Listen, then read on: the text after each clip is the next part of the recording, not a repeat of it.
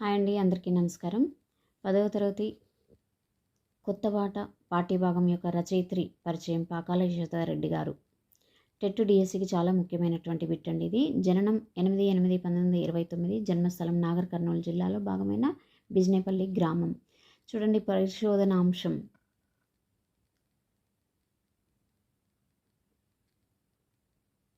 చాలా ఇంపార్టెంట్ రచయిత్రి పరిచయం అండి ఇది.